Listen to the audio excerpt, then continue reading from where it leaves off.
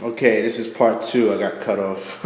Okay, but anyway, one idea I had was put in a bed right here where I'm standing, and then you could put like the TV entertainment center in there, and have your dresser over here on the left hand side, and here as well you have a ceiling fan. This one is a different design, but still pretty nice. And this one, which I didn't know, it comes with a remote. So you just grab this puppy right here, and then hit the button for the lights, and if you want the fan on, you just hit it, and there you go. So in the comforts of your own bed, you can enjoy some nice cool breezes and light. This right here is the bathroom, which is still a work in progress. Right now I'm laying a new floor. It's not really tile, just kind of sticks on there, but the design looks pretty nice. They just got to do the edges, which requires cutting, so they're gonna do that. And then this right here, all these storage is functional, which is nice because it's original with the house. I still gotta clean that up and paint that, but all the drawers work. This right here, so you got plenty of storage in here to put whatever you want, and in here you can put all kind of neat stuff in there. So that's kind of cool. So you got that. This right here is your bathtub. I'm still working on hitting up the edges. I'm thinking about just cleaning that up and do a backsplash around the bathtub, so that'd be kind of cool. This right here, I got a new shower head. This right here is the toilet. I'm gonna buy a new. I cleaned the toilet pretty good, but the toilet seat was kind of scratched up, so I'm gonna buy a brand new toilet seat. But the toilet is actually really good condition, clean. This right here is the brand new sink, marble, real nice, sturdy, nice wood, heavy duty. And that right here is me, hi. And that's the fancy lights I put up there. There's the light cover and the tower rack, which I installed myself. One of the few things that I did myself. But overall, you know, got a few things to do with the carpet here in the kitchen. Just finish up the countertops, finish the backsplash. There was a door right here. I actually just took it off yesterday because the tenant downstairs, the door was broke, so I still need to get that out. But I think it looks better without the door because it kind of gives you more of a spacious feel. So I think I'm gonna keep that off. And then in here, this is interesting. There's actually a lot of space in here. You gotta crawl in there though, but it's kind of hard to see. But it kind of goes back pretty deep, and you got a lot of space in there to put bags and kind of things you want out of normal person's eye. So that's one of the things. Now we're gonna go downstairs in the basement. I can't go in the ground floor because the tenant's there right now, so I'll just go in the basement and let you guys check that out. And this right here, I need to get that replaced. This is motion censored, but you know, it's not sitting in it properly, so I need to go ahead and fix that. Okay, so now we are going to the basement. Also got this painted as well. These walls were painted. I had to get that drywall and paint over that. So that's kind of cool. Now this is the basement. Now the basement has a lot of potential. I mean, it's definitely not as bad as I thought it was going to be. But this basement definitely has a lot of potential and very spacious too. Now this right here, these walls, this was the original color of the wall, which actually I had a house like that in New York. I think it's called Naughty Pine or something. And it was really expensive, old wood, hard to come by. And I guess the person tried to paint it white, but as you can see, it doesn't take to paint too well, so that wasn't a good idea. But here you kind of have like an original bar back here.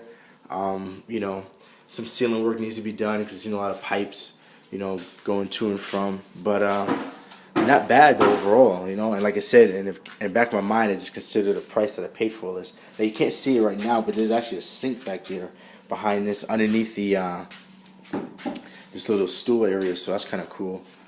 And now as we kind of go deeper into the basement, this right here is a door, so you can prevent access from for other people coming in here to check out the furnace or try to steal anything. That's a big thing here in Cleveland. If a house is vacant, they'll come in and take the copper and pretty much take anything of any type of value. Any plastic pipes, they can't do much with that, but anything copper, they'll rip that right out of the wall. This right here is a bathroom they threw down here, brand new toilet, sink and all that good stuff. You know, you can put some drywall in here. You can extend it because they had a sign right here saying put shower. So I guess they had plans to make this thing even bigger. But I mean, you got a lot of space down here. You know, the washing machine works. I had these hangers here because I was actually drying my clothes. But you got a wash machine. Put a dryer right next to it. And this right here on the ground, I guess a long time ago somebody put some chicken grease down the drain or something like that. So it kind of messed things up.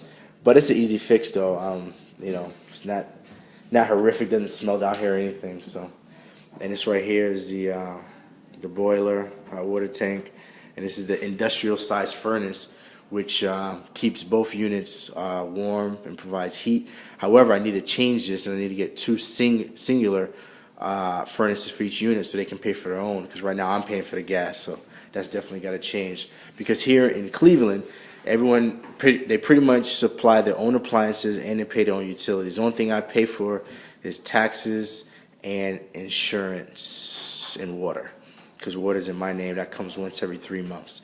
Other than that, they pay for everything else. These lights, they all work. This is the lady who left, who sold me the house. She left this here.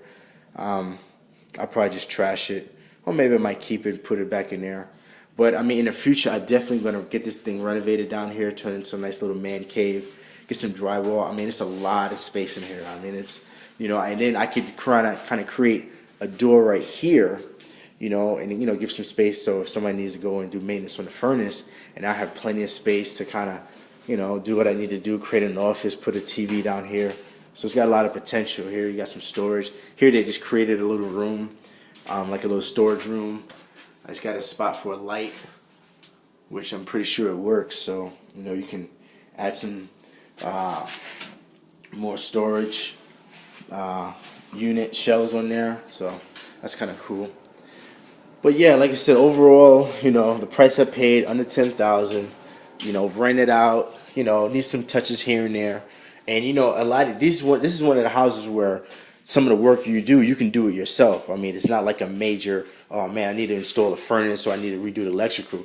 These are things where you get a book from Home Depot and you can pretty much do it yourself. Now me, you know, I got some other stuff going on. I got other houses I'm looking at, so I really don't have time to sit here. I mean, I do some of the stuff, but not too much of the stuff. So anyway, but yeah, here in Cleveland, it's a great place to invest. You know, you just can't be afraid. You know, because there's risk everywhere. You know, everybody thinks, well, I just get a house in Beverly Hills because it's a nice neighborhood. You know, I invested money, but rental-wise, you're not going to make much money because with the taxes, with the bills, and then when problems arise, you're not going to be able to. You can't survive. Here, you know, you come here, you pay everything off cash. Okay, so even if you don't have, you know, tenants for, you know, a couple of months, you're not struggling because the thing is paid off. You got your taxes done, and here, because, you know, these companies are so used to people paying late, I mean, the forgiveness is off the charts. I mean, you say, look, you know, I got this job, or I'm gonna have this job in a few months. Can you give me some time? They will. They'll work with you. So I mean, it's just so many advantages when you have a little money, or you have the desire to. You can do it. I'm gonna be looking at a house pretty soon, and it's $8,000. Right now for, I think I said it earlier, but right now for about $900 a month. You can't beat it, you know. And then you took them down even more if you're paying cash. You say, hey, look, you know, and I mean, you have people financing cars for $30,000, $40,000 that depreciate in value, and we know all this stuff too. You know, I mean, I'm living in this place. You know, I was staying in a hotel, you know, which cost me about $1,000 for the week, pretty much. And you know, it's just, you know, for, you know, 10% of that, you know, of that cost, you know, is the price of this house. So it's just, I don't know. This is the way to go. So real estate is still alive. This is July 2nd, 2013. Okay, and it's just areas like this because eventually investors are gonna flock here. There's no other choice. I mean, you know, yeah, you got the big time stuff, but you know, for us regular people, this is where we start. This is where you start at. You get something like this, you put in some work, you know, a week and a half, 2 weeks, whatever, come here with a broom, shoot some stuff up, grab some people, hey man, help me do this, and get this thing up to par, you know, and you're good to go. And I went upstairs yesterday. I fixed some of the tenants, some of her issues, which wasn't much, But but one thing I've realized as a landlord is that when they see that, hey, look, I want to keep this place nice, your tenants like that. Then you'll see them make an effort, because everything starts from the energy that I display towards them. Now, you can't change anybody. Like if somebody's dirty or messy or whatever, you can't change them, but you can encourage them. That's what you want. You want to encourage them, say, look, I'm doing my part to make sure, I come around and make sure things are nice, and I want you to do the same. It's not just where you do what I tell you to do and that's it. Now, in a perfect world, it would be nice to have perfect tenants, but we know that's not the case. So you gotta work it out. But guess what? When end of the month comes and they get paid, they hand that thing over to you, whatever they owe you, and that's it, and everybody's happy. So, like I said, this is Murphy Capital LLC. This is the first renovated, pretty much renovated property I have. I have another property on 112, but that needs a complete gut job. But I definitely plan on getting more. Once I do get more, I'll add more videos so you can check it out. And like I said, I encourage everybody to get into real estate. Check out Detroit, check out Indianapolis, check out Cleveland, check out Akron, check out Columbus, check out Philly, all those places. Any place that has deals financially, go grab it. Okay? There's no such thing as a perfect neighborhood. I mean, there's good neighborhoods, but there's no such thing as a perfect neighborhood. But there's always value and opportunity. Okay? Every single house in a low-income area is not bad. Every tenant in a low-income house is not a bad tenant. So now, instead of us trying to get the perfect rental property and, getting out a mortgage and all this stuff, we'll just go with the lower income and just take our time. Because here, you can pretty much pick, here is basically broke down by the block. So if you have a low income area, okay, overall it's low income. However, certain blocks are better than others. Literally. So you go in a block and you can tell instantly, okay, you got people who take care of the grass. Oh, this looks nice. Or if you see other investors who have invested in that block, and you see, brand new roofs and new sidings, things like that, that's when you know, okay, some money's been put in here. Let me go ahead and follow suit. So that's something I would suggest. So anyway, got any questions?